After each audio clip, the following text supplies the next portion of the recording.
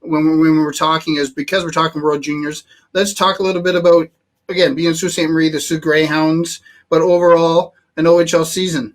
Is it getting too late to start the 2021 season? Again, you sat in the penalty box, so you've dealt with the OHL and stuff like that on that. And your thoughts on what's happening there?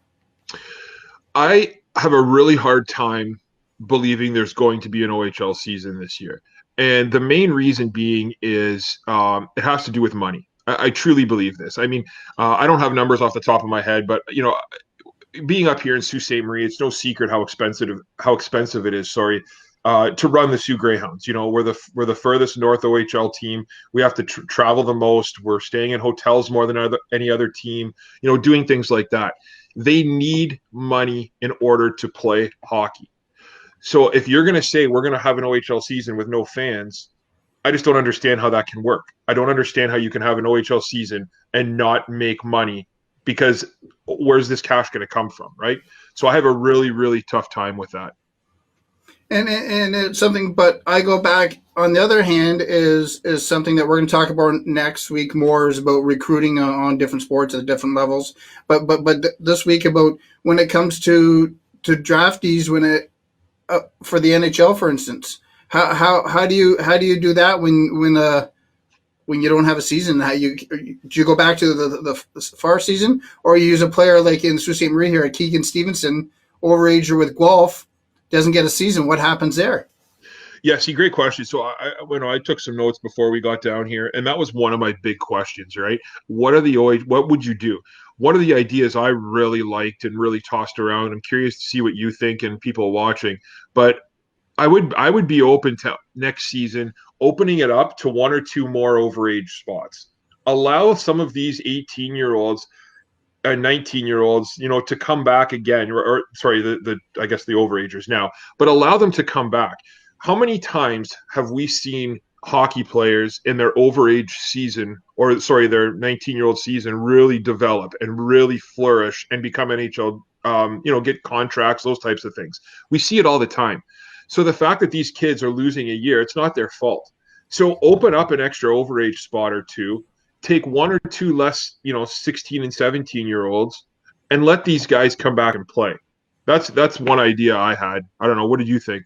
And that's something I've talked to a few people in the hockey circle, and I talked to actually a couple scouts a little while ago about this, and they're all like, "You can't do that. It's never been done." Everything else, well, COVID's friggin' never been done, so we've never shut the world down. And NCAA, that's a multi-billion-dollar business, is giving you extra year of eligibility. So if the NCAA at that level can do it, why can't the CHL? Yeah. The one thing that I'm so excited about, though, about this NHL draft that I think is going to be absolutely exciting and fun is because let's just say that there's no season. Okay, let's hypothetically say the OHL season's done. Can you imagine the steals that are going to take place in the 3rd, 4th, 5th, 6th, 7th round? I mean, you're going to have guys, I guarantee it right now, you're going to have you're going to have people drafted in the 5th, 6th round who end up becoming 30 goal scorers in the NHL. Just because they're missed a year, you don't know the development. You don't know how it's going. So I think it's going to be really difficult for scouts this year and for general managers and for people like that to put together a solid draft list. I really do. And that trickles down to, we'll use in Sault Ste. Marie, for instance, Kyle Raftis with the Greyhounds. When it comes to the AAA midgets, yes, this is Sioux 18, who's coached by Jamie Henderson here in Sault Ste. Marie. Yeah. They're playing some type of a season, but in Southern Ontario they're not playing anything. So at the OHL level or the CHL level, I would not want to be a general manager trying to pick players this year for the OHL draft in April. And you look at a guy like Brant Clark. Okay, Brant Clark, defenseman from the Barrie Colts. All right, Brant Clark on everyone's scouting list for next season was, if not going first overall, he was going second overall. He was a top 2 player. So I was doing a little bit of reading earlier today, and there's a writer from diebytheblades.com. His name's Austin Brass. I've read him a few times. And he actually said, and I love how he worded this. He said, he was my number 1 ranked player before the season, and the only reason he's fallen is because he hasn't played.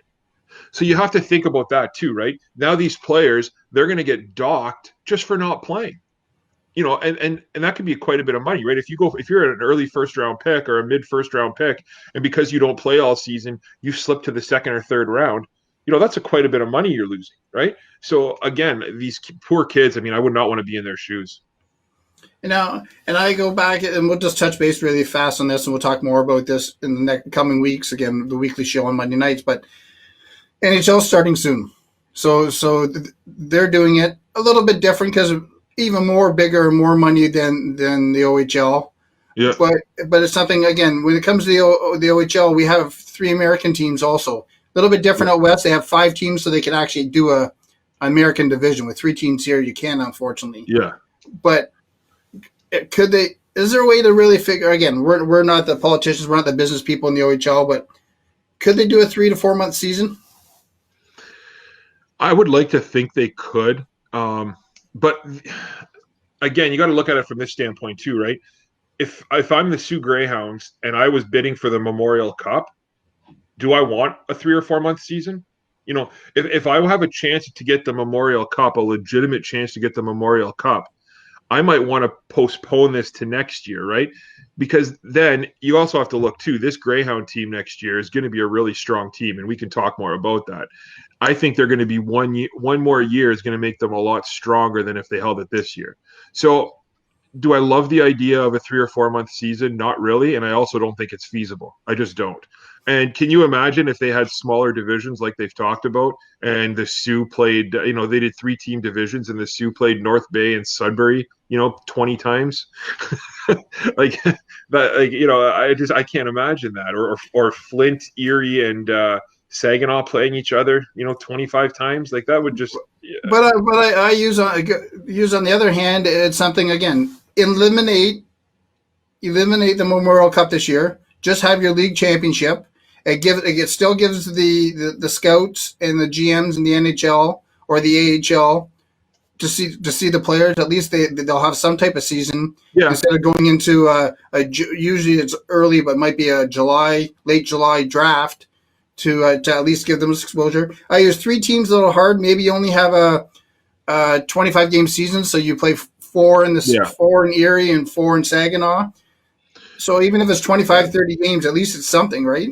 I also think that, COVID's COVID, but I also think that COVID, the fact that we're seeing record numbers daily, the fact that the vaccinations aren't coming out and the vaccinations aren't being delivered and stuck in arms at the rate that we originally had hoped and thought it might. I don't see how you can do it. Not with the way things are going right now. I mean, the only other thing I thought about when I was doing this is, say things go really well by May, maybe you have a 10 game exhibition season or something like that, right? And it's just exhibition games to get these kids that exposure. The other thing is go ahead. No, I was just saying, man, can you imagine how good that hockey would be though? If there was a 10 game exhibition, hey, this is your last chance to show off to the scouts. Those players are going to go all out. And that's, I say, Sault Ste. Marie, and I'm just using a 12 game because it's only 3 teams, right? But 12 games, 2 there, 2 here, because they can, like the midgets, for instance, go down and play 4 games in one day, or 2 games and 2 games, but 4 games through the whole team. Yep. So if they went down to Sudbury for the day, North Bay for the day, played the game, came back, do a 12 game season again. 12 games would be very entertaining. And we're going to talk a little bit about the NOJHL tonight, but they did it without body contact, and I thought, oh my God, terrible hockey. Yeah. It's been decent hockey. Oh, it has, absolutely. So I don't know. I'm interested. I think it's going to be exciting if there is a season, and obviously, I mean, especially being in the Sioux, I'm a huge. Obviously, I work for Canadian Mental Health, so I have a big. That's obviously a big deal in to me and mental health, and to see people's mental health right now, it's really struggling. And I do think that some hockey or getting out of the house or doing something like that would really help.